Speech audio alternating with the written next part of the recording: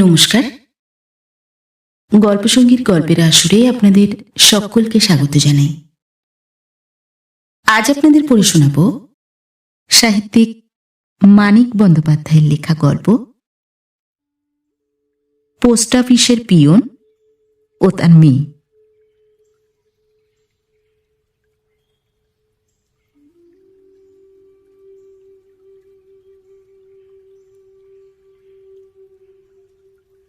সিদ্ধির নেশায় কৈলাসের চোখ দুটি স্তিমিত হইয়া আসিয়াছে। রামগতি নিজের মনে খুব হাসিতেছিল। কাঁচা পাকা খোঁচা খোঁচা দাড়ির নিচে চিবুক চুলকাইয়া সে রামগতির হাসিতে যোগ দিবার চেষ্টা করিল, কিন্তু আজ নেশাটা বড় ধরিয়াছে। রামগতির রসিকতাতেও হাসি আসে না। দুধের স্বাদ ঘোলে মেটানোর মতো করিয়াই সিদ্ধি খাওয়া, নহিলে সিদ্ধির নেশায় কৈলাসের কোনোদিন ঝোঁক ছিল না। তাড়ির কাছে কি সিদ্ধি, কিন্তু তাড়ি সে আজকাল আর খায় না। একদিন নেশার ঝোঁকে মেয়ে কালিতারার কানের মাকড়ি টানিয়া ছিঁড়িয়া ফেলার পর হইতে ছাড়িয়া দিয়াছে। পোস্ট অফিসের ছুটি থাকিলে বদনের দোকানে যাওয়ার জন্য বিকালের দিকে এখন তার পা সুরসুর করে। এক ভাঁড় তালের রস আর বদনের বউয়ের কড়া করিয়া ভাজা পেঁয়াজ বড়ার অভাবে দিনটা তার বৃথাই গেল মনে হয়। কিন্তু বদনের দোকানে যাওয়া আর তার হইয়া ওঠে না। কানের খানিকটা উঁচুতে আর একটা ছেঁদা করিয়া কালি অবশ্য আবার মাকড়ি ধরিয়াছে, কিন্তু কানের কাটা অংশটুকু বেশ দেখিতে পাওয়া যায়। কৈলাস চাহিয়া দেখে আর অনুতাপ করে। মাকড়ি ছেঁড়ার রাত্রে কৈলাসের নেশার জগতের তিলটি তাল হইয়াই ছিল। কালি বিশেষ না চাচাইলেও তার মনে হইয়াছিল মেয়েটা বুঝি আর্তনাদ করিয়াই মারা যায়, এবং সেই ফ্যানানো উপলব্ধিটাই তার স্মরণ আছে। কাটা কানের জন্য কালি বিশেষ দুঃখ করে না, বলে হোক গে বাবা, কান্নে ধুয়ে ধুয়ে জল খাবো কি, তোমার একটু কুস্বভাব তো শুধরল। শুনিয়া কৈলাস খুশি হয়। সে যে আর তাড়ি খায় না, মেয়ের জন্য সে একটা বড় রকম ত্যাগ ছাড়া আর কিছুই নয়। তবে ত্যাগটা বোঝে জানিলে নেশা না করার আফসোসে সে অনেকখানি সান্ত্বনা পায়। রামগতির জামাই মাখন একটা কালি পড়া লণ্ঠন রাখিয়া গিয়াছে। তারই মৃদু আলোকে পরিমাণ ঠিক করিয়া কৈলাস আরও খানিকটা সিদ্ধি গিলিয়া ফেলিল। তারপর একটা অত্যন্ত দুঃখের হাসির সঙ্গে নিজের মনে তার মাথা নাড়ার কারণটা রামগতি কিছুই বুঝিতে পারিল না। বলিল, আর খেও না দাদা। কৈলাস বলিল, হ্যাঁ না, খাইলে ছাই হয়, না আছে তাড়ির গন্ধ, না আছে স্বাদ। তবু সে প্রায়ই রামগতির কাছে সিদ্ধি খাইতে আসে। সর্পি হইতে বাদাম, পেস্তা আর সাদা চিনি আনিয়া দিয়া সবুজ শরবতকে বিলাসিতায় দাঁড় করানোর ব্যবস্থা করে। সিদ্ধি যোগায় রামগতি। তার জামাই মাখনের বাড়ি ময়মনসিংহের একটা মহকুমা শহরে, যেখানে মাঠে ঘাটে বিনা চাষেই সিদ্ধি গাছে জঙ্গল হইয়া থাকে। টিনের তোরঙ্গে কাপড়ের নিচে লুকাইয়া সে শ্বশুরের জন্য সিদ্ধি পাতা লইয়া আসে। নিজে না আসিলে লোক মারফত পাঠাইয়া দেয়। আবগারি বিভাগের লোকেরা মদ, আফিং প্রভৃতি বড় বড় মাদক সামলাইতে ব্যস্ত, সুতরাং কাজটা মাখন আইন বাঁচাইয়াই করে। মাখন নিজে কিন্তু কোনো নেশা করেন, কেবল তামাক খায়। সে ভারী শান্ত ও সংসারী মানুষ। একা সে 87 বিঘা জমির চাষ আবাদ দেখে, আর বছরে 1,500 টাকার গুড়ের কারবার সামলায়। শ্বশুরকে সে বিশেষ ভক্তি করে, এবং শ্বশুরের বন্ধু বলিয়া প্রতিবার আসা ও যাওয়ার সময় কৈলাসের পায়ে হাত দিয়া প্রণাম করিতে ভোলে না। কৈলাস থাক থাক বলিয়া তার প্রণাম নেয়।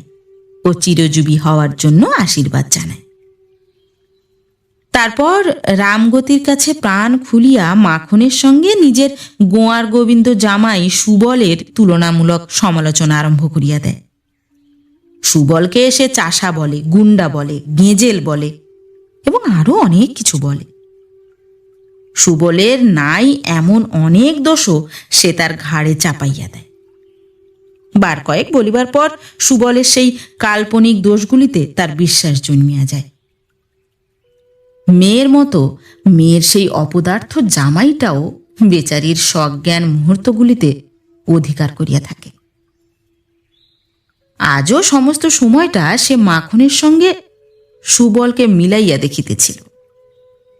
সুবলের সঙ্গে সম্পর্ক এক প্রকার রহিত করিয়া এবং কালীকে পাঠাইতে রাজি না হইয়া সে যে ভালোই করিয়াছে, এর সপক্ষে সমস্ত যুক্তিগুলি তার কাছে ক্রমেই পরিষ্কার ও অকাট্য হইয়া উঠিতেছিল। ভয় দেখিয়ে পত্র লিখেছে দাদা, এবার মেয়ে না পাঠালে ফের বিয়ে করবে। আমি বলি, কর কর গিয়ে তুই জটা পারিস বিয়ে। ওতে ভয় পাওয়ার পাত্র কৈলেশধর নয়। একটা মেয়েকে সে রাজার হালে পুঁছতে পারবে। হঠাৎ ভয়ানক রাগিয়া, আরে আগে তুই গাঁজা গুন্ডামি ছাড়, মানুষ হ, তবে তো পাঠাবো মেয়ে। নিজের গর্ভধারিণী মার গায়ে তুই হাত তুলিস, তোকে বিশ্বাস কি? এটুকু কল্পনা। রামগতি বলিল, মার গায়ে হাত তোলে নাকি? তোলে না? ওর অসাধ্য কর্ম আছে জগতে। মেয়ে কি আমি সাধে পাঠাই না দাদা, মেরে ফেলবে যে। প্রকৃতপক্ষে মেয়েকে স্বামীর ঘর করিতে না পাঠানোর কৈফিয়তি সে আগাগোড়া রামগতিকে দিয়া যায়। সুবলের মেজাজটা বিশ্রী, অন্য দোষও তার কম বেশি আছে, কিন্তু মেয়ে পাঠানো চলে না এমন অজুহাত সেটা নয়। কিন্তু নিজে রাজা না হইলেও রাজকন্যার সঙ্গে কালীর বিশেষ পার্থক্য আছে বলিয়া কৈলাস মনে করে না, এবং মাখনের মতো রাজপুত্রগুলির একটাকেও সে যে কালীর জন্য সংগ্রহ করিতে পারিত না, এ কথাটাও সে ভুলিয়া থাকে। সে ভালোবাসে বলিয়াই সুবলের চেয়ে ভালো স্বামীর ভাগ্য কালীর অর্জিত হইয়া গিয়াছে, এইরকম একটা ঝাপসা ধারণাই বরং তার আছে। তবু মাঝে মাঝে সুবলের দোষগুলি তার কাছে সংসারের রোগ শোকের মতোই অপরিহার্য ও মার্জনীয় মনে হয়। কালীকে না পাঠানোর অনেকগুলি সমর্থনই কমজোরি হইয়া যায়। তখন সে আশ্রয় করে জামাইয়ের সঙ্গে তার মনান্তরকে। কালীকে নিতে আসিলে বিনা প্ররোচনায় সুবলকে সে এমন অপমানই করে যে সুবলও তাকে অপমান না করিয়া পারে না। কৈলাস তখন পাড়া প্রতিবেশীকে ডাকিয়া জামাইয়ের মেজাজ দেখায়, তার গালাগালির সাক্ষী করে এবং সকলের সামনে জোর গলায় ঘোষণা করিয়া দেয় যে জামাই যতদিন জামাইয়ের মতো না আসিবে, মেয়ে সে কোনো মতেই পাঠাইবে না। সর্পি পোস্ট অফিসের সে হেড পিয়ন, তার একটা সম্মান আছে, মেয়ে তার ফেলনা নয়।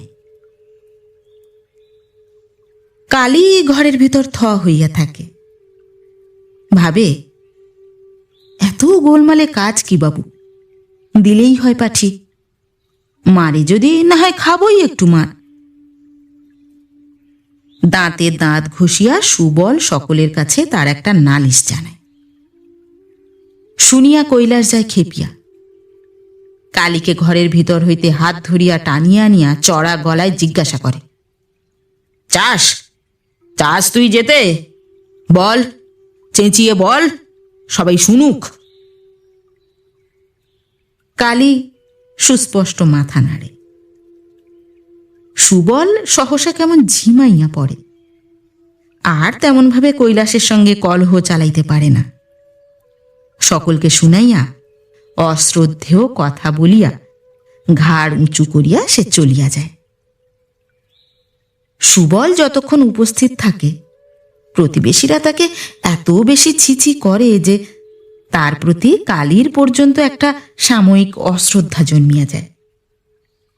সুবল চলিয়া গেলে তারা একটু সুর বদলায়, বলে যে জামাই যাই হোক না, মেয়ে না পাঠাইয়া উপায় কি। আরো বলে যে কালীর যখন বয়সের গাছ পাথর নাই, তাকে আর এভাবে রাখা উচিত নয়। কাছের গ্রামটা খারাপ ছেলেতে ভর্তি, কালীর খারাপ হইতে কতক্ষণ। কৈলাস কটমট করিয়া ইহাদের দিকে তাকায়, কিন্তু কিছু বলে না, নিজেই এক ছিলিম তামাক সাজিয়া টানিতে থাকে। একজন বয়স্কা বিধবা কথাটা আরো স্পষ্ট করিয়া দেয়। হ্যাঁ লো কালী, সেদিন দুপুর বেলা বংশী কি করতে এসেছিল রে? তোর কাছে তার কি দরকার? কালী মুখ লাল করিয়া বলে, কবে মাসি? কৈলাস লাফাইয়া ওঠে, বলে, খুন করে ফেলবো না? যত্নের পিসি রোজ দুপুরে এসে বসে থাকে, জানিস তুই? কাতুর মা বলে, বসে থাকে না ঘুমোয় তুই দেখতে আসিস? আমি তো দুপুরে না ঘুমিয়ে থাকতে পারিনি। খানিক রাত্রে কৈলাস রামগতির কাছে বিদায় নিল।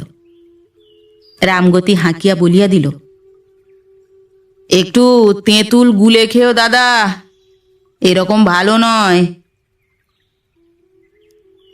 গ্রামে সন্ধ্যার পরেই রাত্রি। কানাইমুদি ইতিমধ্যেই ঝাঁপ বন্ধ করিয়াছে। দোকানের সামনে বাঁশের বেঞ্চিতে কে চিত হইয়া শুইয়া আছে, মুখে তার বিড়ির আগুন।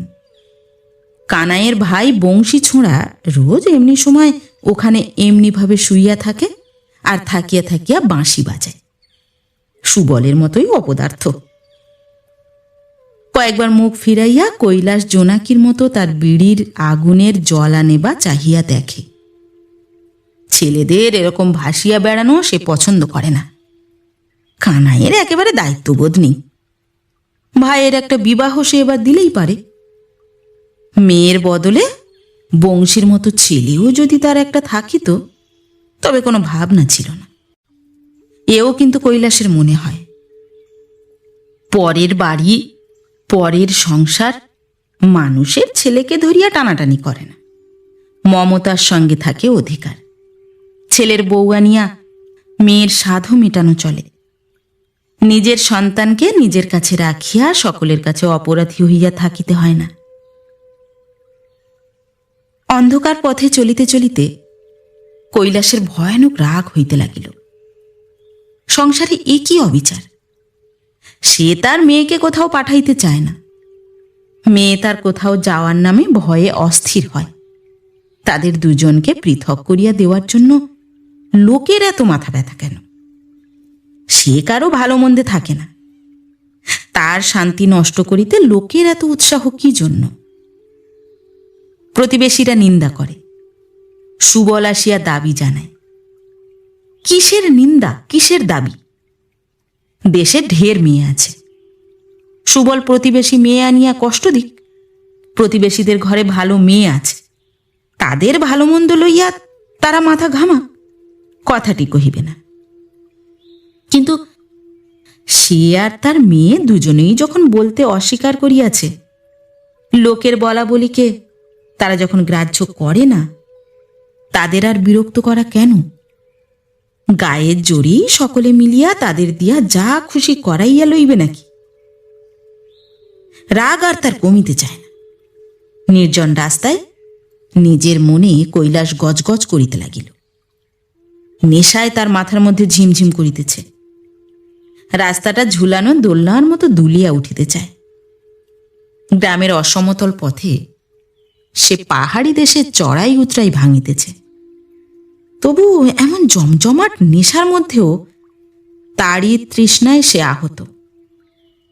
মেয়ের জন্য কত দুর্দশাই তার কপালে আছে কে জানে। এতেও লোকে মেয়ের উপর তার অধিকারকে স্বীকার করিবে না। তারই তো বড় কথা। কালীর জন্য সুবল একটা ছোটখাটো ত্যাগও স্বীকার করুক দেখি। সে বেলা তার পাত্তা মিলবে না। অধিকার জাহির করিতেই সে মজবুত। এমনই মানসিক অবস্থায় বাড়ির উঠানে পা দিয়া কৈলাস দেখিল দাওয়ায় মাদুরে কাত হইয়া তারই হুকায় সুবল পরম আরামে তামাক টানিতেছে। চিনিতে পারিয়াও সেখান হইতে কৈলাস হাঁকিয়া বলিল, কে? হুঁকা রাখিয়া সুবল নামিয়া আসিল। বলিল, আগে আমি। বলা নেই ক নেই, তুমি বাড়ির মধ্যে ঢুকেছ কেন? সুবল ঠিক করিয়া আসিয়াছিল এবার সুর নরম করিবে, সহজে রাগিবে না।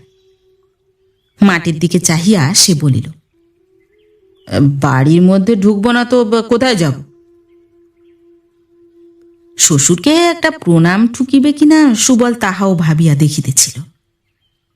অভ্যর্থনার রকম দেখিয়া সেটা আর পারিয়া উঠিল না। কৈলাস বলিল, কোথায় যাবি তা আমি কি জানি, চুলোয় যাবি।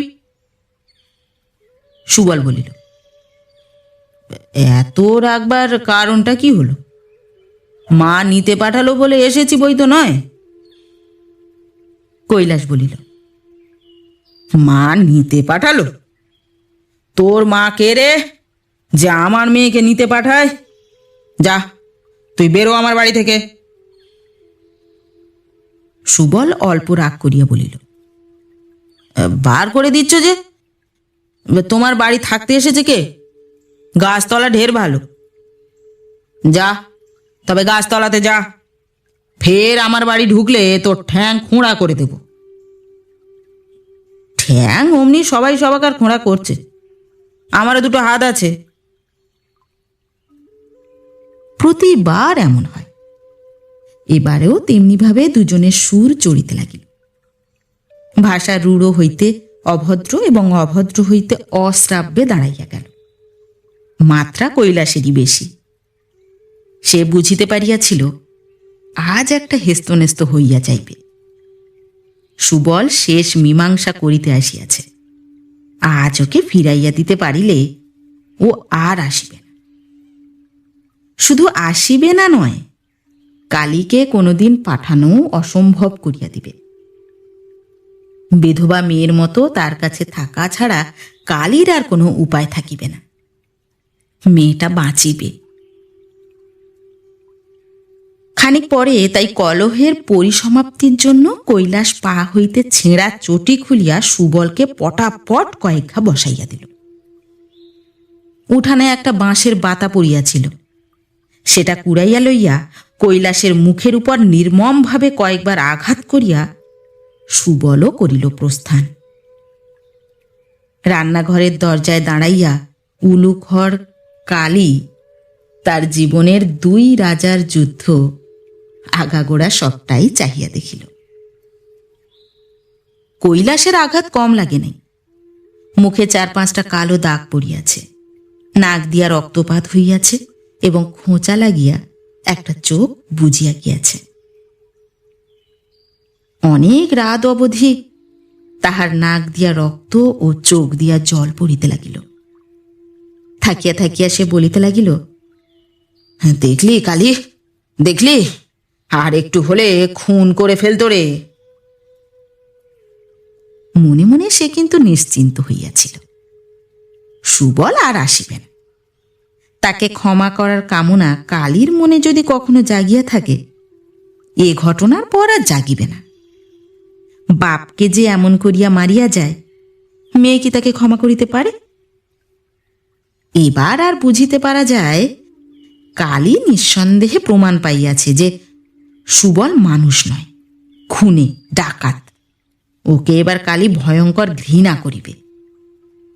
আত্মরক্ষার প্রবৃত্তি এবার তাকে কোনো মতে ভুলিতে দিবে না যে বাপের কাছে থাকাই তার পক্ষে সবচেয়ে নিরাপদ ও মঙ্গলজনক ব্যবস্থা।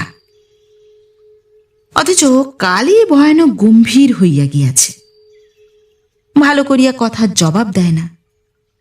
সুবলের বিরুদ্ধে সত্য মিথ্যা অভিযোগে সায় দিতে তার যেন আর তেমন উৎসাহ নাই।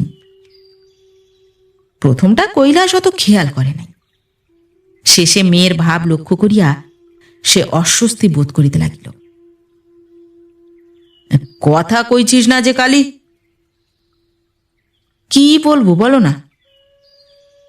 বাঁচলি, কি বলিস? ঝগড়াঝাটি ভালো লাগে না বাবু। দেখলি তো কিরকম কাণ্ডটা করে গেল। কৈলাস নিশ্চিত হইয়া ঘুমাইল। একটা বিরক্তিকর ব্যাপার ঘটিয়াছে, শুধু এই জন্যই কালীর মন খারাপ হইয়াছে। সুবলের সঙ্গে সম্পর্ক চুকিয়া গেল বলিয়া নয়, কালোর মুখের মেয়ে কাটিয়া যাইবে। যেমন হাসিয়া খেলিয়া এতদিন এতকাল তার দিন কাটিয়াছে, কাল আবার গোড়া হইতে তার শুরু। এবার আর বাধা পড়িবে না। কাল সে ওকে সতীশের হারমোনিয়ামটা আনিয়া দিবে। পাড়ার লোকে নিন্দা করিবে, তা করুক। নিন্দা করা যাদের স্বভাব, নিন্দা তারা করিবেই। কালী আনন্দে শুধু নাচিতে বাকি রাখিবে। তার মতো অবস্থার লোক কে কবে মেয়ের 22 টাকা দিয়া হারমোনিয়াম কিনিয়া দিয়াছিল? তার 1 মাসের মাহিনা। পরদিন সোমবার। সোমবার উখাড়ায় মস্ত হাট বসে। অনেক দূর দূর গ্রামের লোক হাটে চিঠিপত্র সংগ্রহ করিতে আসে। সেখানে বড় বড় মহাজনদের নামে মোটা টাকার মানি অর্ডার ও ইনশিওর থাকে। চিঠি তাড়া হাতে চামড়ার ব্যাগ কাঁধে ঝুলাইয়া বেলা 10টার মধ্যে কৈলাসকে হাটে হাজির হইতে হয়। 1টা পর্যন্ত সেখানে সে চিঠি ও টাকা বিলি করে। সর্পির পোস্ট অফিস কাছে নয়, 5 মাইল পথ। পোস্ট অফিসের চিঠি ও টাকা হিসাব করিয়া গুছাইয়া লইয়া আরও কয় মাইল হাঁটিলে তবে উখাড়ার হাট। কৈলাসের সকালে ওঠা দরকার ছিল, কিন্তু কালী তাকে কোনো মতেই ডাকিয়া তুলিতে পারিল না। উঠিতে সে বেলা করিয়া ফেলিল। সকালে তুলে দিলি না যে কালী? আজ হাটবার খেয়াল নেই? দিনকে দিন তোর কি হচ্ছে? তুমি উঠলে রাতে রাতে কবার যে ডেকেছি তার ঠিক নেই। কৈলাসে রাগ হইয়াছিল। সে আরো কিছু বলিতে যাইতেছিল, কিন্তু হঠাৎ গত সন্ধ্যার কথা মনে পড়ায় এক নিমেষে গলিয়া জল হইয়া গেল। রাতে তোর যদি কষ্ট হয় তো বল, তোর মাসিকে এনে রাখি। রাতে আবার কষ্ট কিসে? মাসির ধাক্কা পোয়াতে পারবো না বাবু। কৈলাস খুশি হইয়া মনে মনে হাসিল। ভাবিল, বাপের সেবার ভারটা মাসির উপরেও ছাড়িয়া দিতে কালীর বাধে। সে স্নান করিয়া আসিল।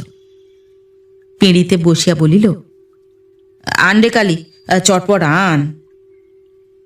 দেখেছ শালার রুদ্দুর, প্রাণটা যাবে। কালী বলিল, হুটোপুটি করলে চলবে না বাবা, বসে খেতে হবে। বসে খাওয়ার সময় গড়াচ্ছে, কিন্তু কালী যে কাণ্ড করিয়া রাখিয়াছে তাহাতে বসিয়া না খাইয়া তার উপায় রহিল না। ডাল আর আলু ভাতে খাইয়াই নিত্য সে পোস্ট অফিসে যায়। আজ কালী নিমন্ত্রণ বাঁধিয়াছে। কখন সে এত সব করিল কে জানে। কৈলাস যা খাইতে ভালোবাসে তার কোনোটাই একরকম সে বাদ দেয় নাই। কলাপাতার বদলে আজ খাওয়ার ব্যবস্থা থালাতে। থালায় তরকারি সাজাইয়া কালী কুলাইয়া উঠিতে পারে নাই। এ কি করেছিস রে? তুই কি খেপেছিস কালী?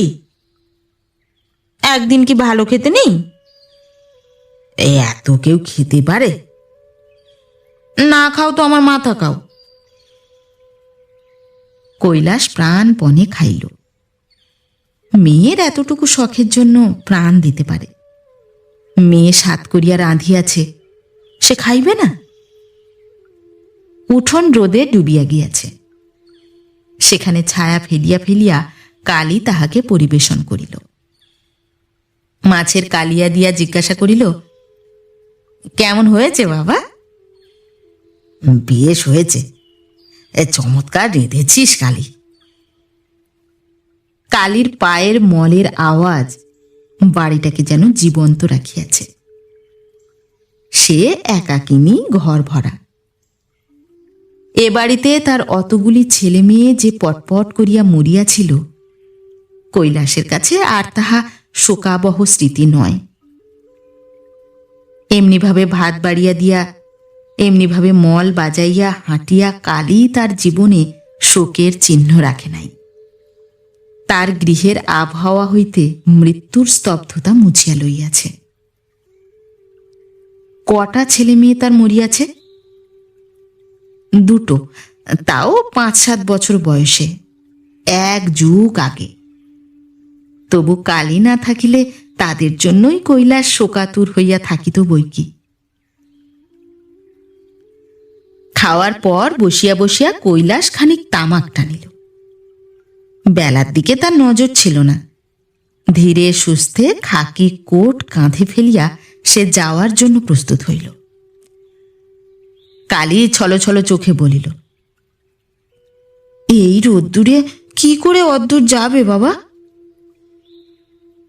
মেয়ের মমতায় মুগ্ধ হইয়া কৈলাস বলিল, হ্যাঁ জানিস কালী, তোর মা ঠিক অমনি করে বলতো। তারপর সান্ত্বনা দিয়া বলিল, 20 বছরের অভ্যেস, আর কি কষ্ট হয়? বলে রোদে ঘুরে ঘুরে মাথার চুলে ছাইয়ের রং ধরে গেল। ধূসর মাথায় হাত বুলাইতে বুলাইতে কৈলাস বাহির হইয়া গেল। কালী বলিয়া দিল, গাছের ছায়ায় জিরিয়ে জিরিয়ে যেও বাবা। মানুষের ছায়ায় যে জিরাইয়া জুড়াইয়া গেল, গাছের ছায়া দিয়া সে করিবে কি? 20 বছরে দুবেলা চেনা পথ, কাঠ ফাঁটা রোদে বোঝাই পেটে পথ চলিতে কৈলাসের মুখের হাসি কোনো মতেই মুছিয়া গেল না। চেনা মানুষকে দাঁড় করাইয়া সে কুশল জিজ্ঞাসা করিল। যে ডাকিল দুদণ্ড বসিয়া তার তামাক খাইল। মেয়ে আজ তাকে কি রকম গুরু ভোজন করাইয়াছে অনেক বাড়াইয়া তার বর্ণনা করিল। পোস্ট অফিসে পৌঁছানোর আগেই তার পেটে কেমন করিয়া মাংস, সন্দেশ আর নাম না জানা একটা ক্ষীরের খাবার হাজির হইয়া গেল। নিঃশ্বাস ফেলিয়া ফেলিয়া কহিল, আমার অমন মেয়ে, তার কি বা আমি করলাম? অমন ঝকমারি কাজ মানুষ করে? পোস্ট অফিসে পৌঁছিতে তার দেরি হইয়া গেল। পোস্টমাস্টার বলিল, দিনকে দিন বড় যে নবাব হয়ে উঠছ হে কৈলাস। হ্যাঁ আগে, হ্যাঁ মেয়েটার বড় অসুখ বাবু। পোস্টমাস্টার তার দুর্বলতা জানিতেন। একটু নরম সুরে বলিলেন, মেয়ের তো তোমার অসুখ লেগেই আছে। কৈলাস উৎসাহিত হইয়া বলিল, হ্যাঁ সাধে অসুখ লেগে থাকে বাবু, মনের কষ্টে।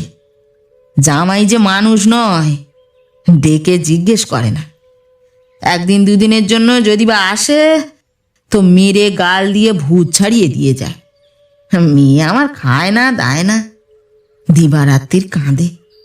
অসুখ হবে না? দ্রুত পটু হস্তে সে চিঠির তাড়া গুছাইয়া নিতে লাগিল। গলা নামাইয়া বলিল, আপনার জামাইটি ভালো বাবু। আমায় সেদিন ডেকে বললেন, কৈলেশ, অমন খাসা শাড়ি নিয়ে যাচ্ছ কার জন্যে? আমি বললাম, মেয়ে পড়বে জামাইবাবু। গরিবের মেয়ে হলে কি হয়, মেয়ের আমার শখটি আছে পুরো মাত্রায়। জামাইবাবু হেসে কাপড়ের দাম জিজ্ঞেস করলেন। তারপর আমার হাতে টাকা গুঁজে দিয়ে বললেন, আমায় একজোড়া এনে দিও তো কৈলাস, লুকিয়ে এনো। পোস্টমাস্টারের মুখের দিকে চাহিয়া চোখ মিটিমিটি করিয়া কৈলাস রহস্যটা তাকে বুঝাইয়া দিল। দিদিমণির জন্য আর কি, তাই লুকিয়ে আনতে বলা। তোমার মুখে দাগ কিসের কৈলাস? কৈলাসের বকুনি থামিয়া গেল। সে সংক্ষেপে জবাব দিল, পড়ে গিয়েছিলাম। পোস্টমাস্টার সিন্দুক খুলিয়া টাকা বাহির করিয়া দিলেন। আজ ইনশিওর নাই, মানি অর্ডারও কম। সই করিয়া টাকা লইয়া কৈলাস বলিল, আমায় গোটা 20 টাকা দিন। এবার হবে না কৈলাস, বলিয়া পোস্টমাস্টার মাথা নাড়িলেন। কৈলাস কোমরের কাপড়ের ভিতর হইতে একটা টাকা বাহির করিয়া পোস্টমাস্টারের সামনে টেবিলের উপর রাখিল। বলিল, আগাম সুদ দিচ্ছি বাবু, দিন। মাইনে থেকে 5 টাকা করে কাটবেন, 4 মাসেই সুদ হয়ে যাবে। নতুন তো নয়। সুদের জন্য নয় হে। পোস্টমাস্টার টাকাটা 2 আঙুলে তুলিয়া লইলেন, কিন্তু পকেটে ভরিলেন না। কি জানো, সাহস হচ্ছে না। কোন দিন ইন্সপেক্টর হুট করে এসে পড়বে, বলবে সিন্দুক খোলো, একেবারে ডুবে যাব। তাহলে তোমার কি বলো? গায়ে তোমার আঁচড়টি লাগবে না, টানাটানি করবে আমাকে নিয়েই। মাথা নাড়িলেন। একটা টাকার জন্য অত বড় ভয়ানক দায়িত্ব নিতে পারবো না কৈলাস। একটা টাকা কি কম হলো বাবু? কৈলাস অনিচ্ছার সঙ্গে একটা সিকি বাহির করিয়া দিল। টাকার সিকিটা পকেটে ভরিয়া পোস্টমাস্টার আবার সিন্দুক খুলিলেন। 20টা টাকা বাহির করিয়া কৈলাসকে দিলেন। কথা আর তিনি বলিলেন না, নীরবে কাজ করিতে লাগিলেন। একটু লজ্জা বোধ হয়, যৎ সামান্য। হাটে পৌঁছানো মাত্র কৈলাসকে ঘিরিয়া ভিড় জমিয়া গেল।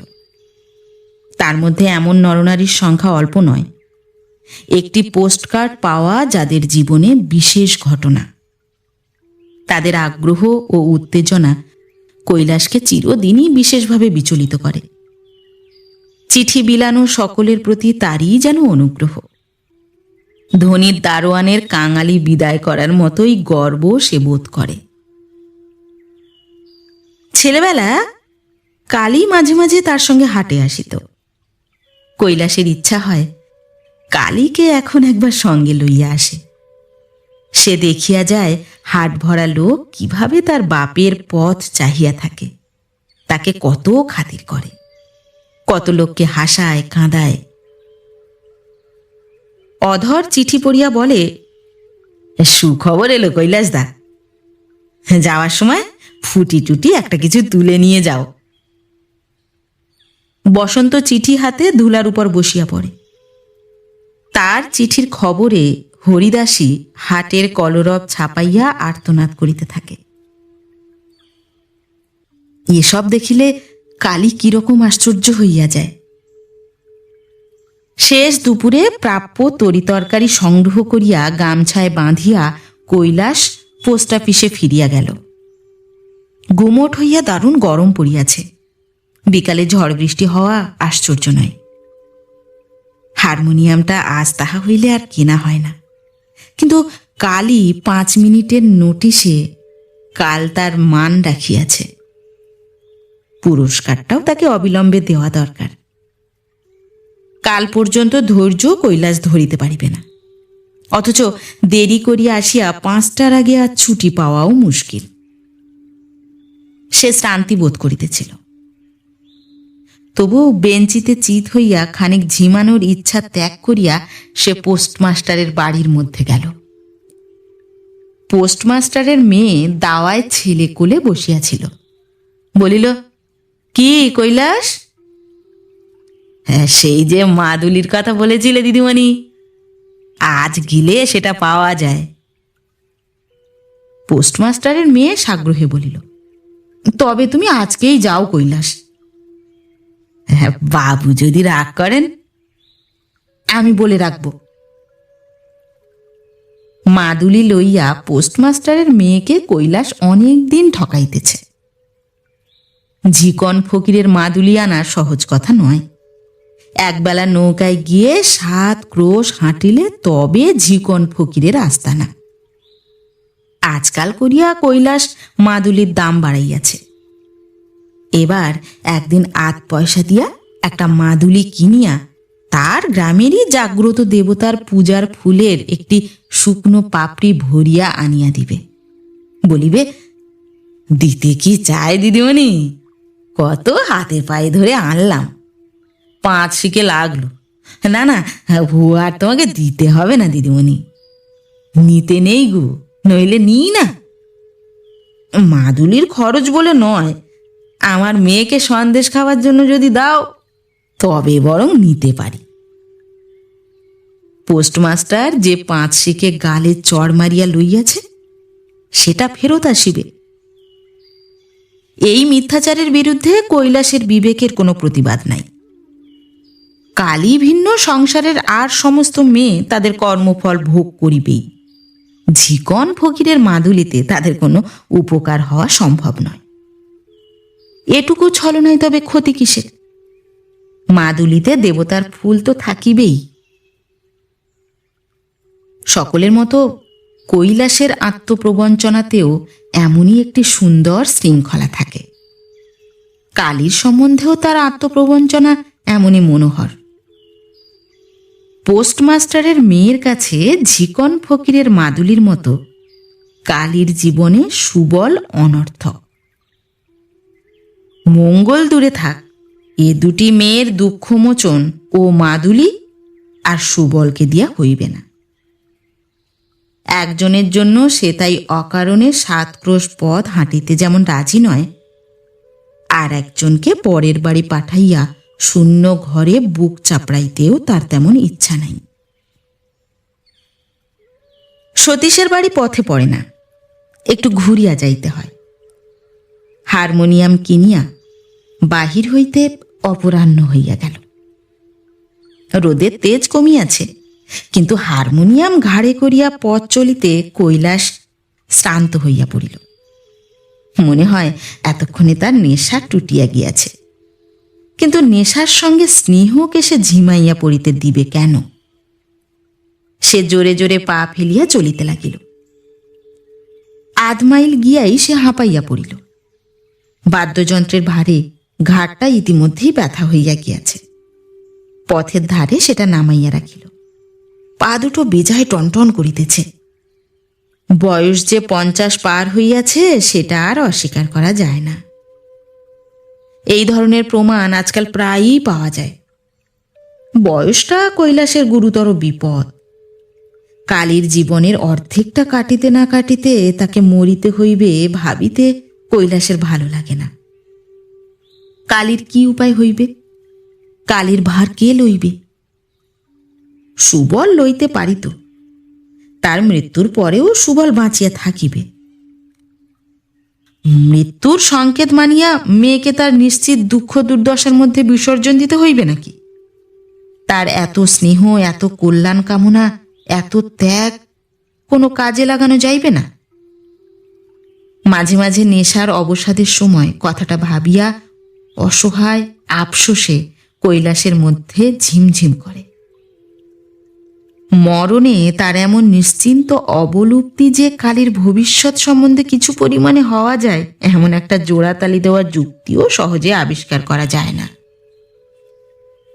তবু বসিয়া বসিয়া সে জোড়াতালি দেয়।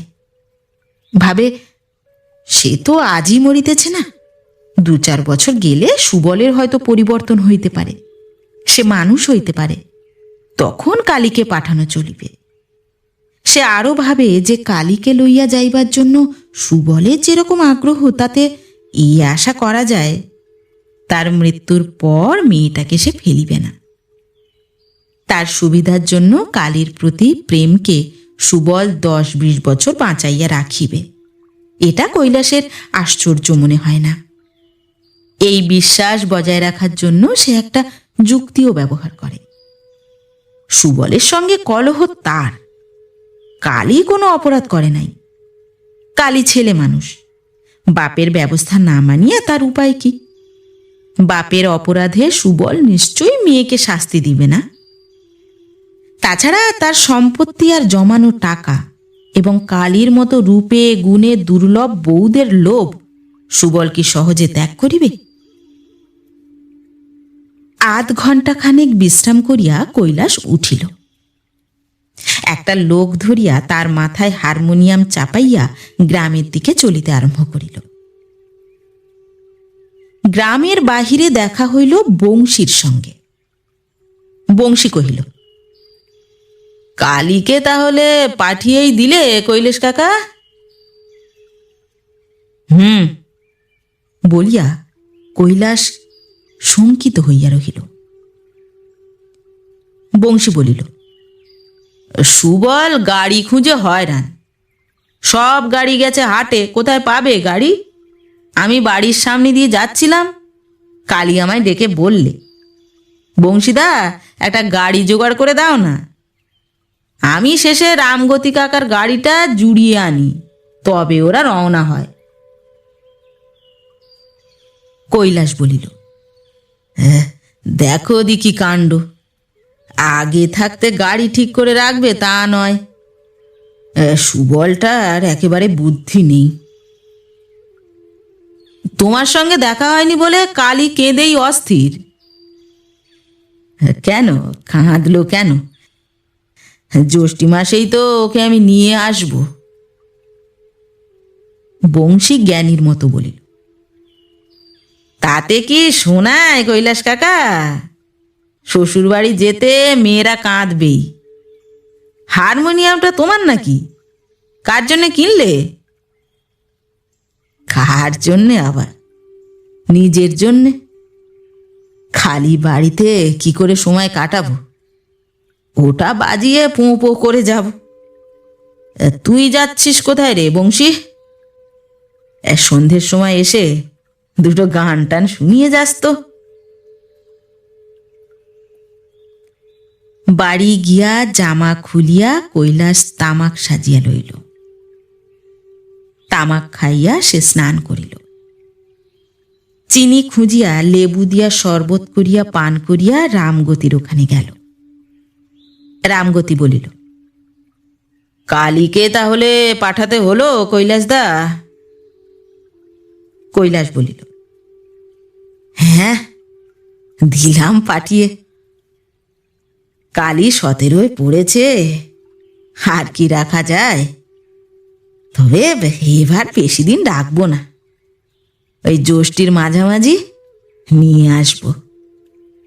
পাঠাবো একেবারে সেই পুজোর পর।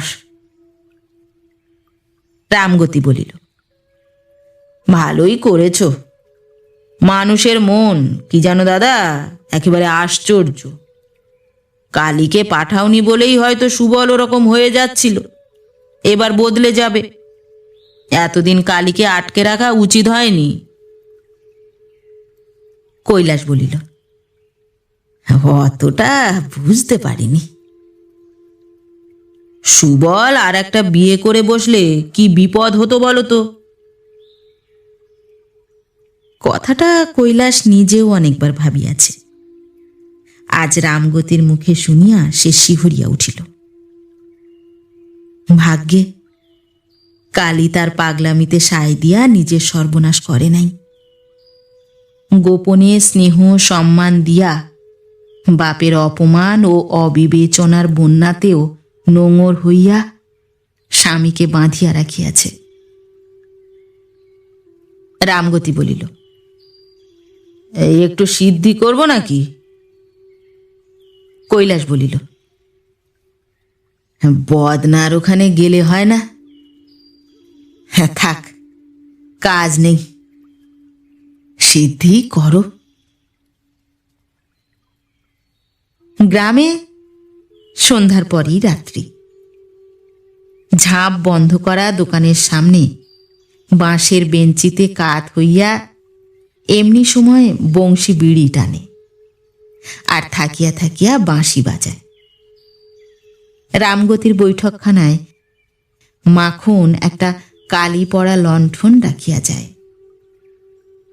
সিদ্ধির নেশায় কৈলাসের দু চোখ স্তিমিত হইয়া আসে। খানিক পরে বাড়ি ফিরিয়া কালীকে দেখার চেয়ে 1 মাস পরে পাথুরে ঘাটায় গিয়া কালীকে বাড়ি ফিরাইয়া আনার কল্পনা কৈলাসের বেশি মনোরম মনে হয়।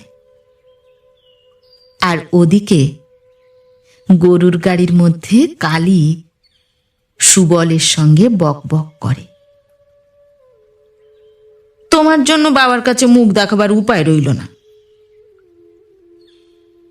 কিন্তু 1 মাস পরে তাকে আনিতে গেলে কালী অনায়াসে আসিয়া কৈলাসকে প্রণাম করে, বলে, রাস্তায় কষ্ট হয়নি তো বাবা?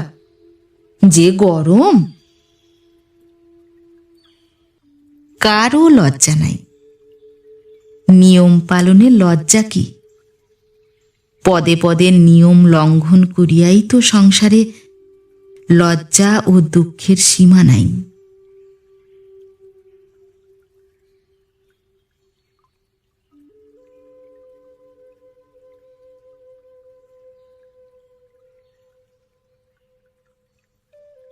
নমস্কার। নতুন একটি গল্প নিয়ে খুব শিগগির ফিরে আসছি।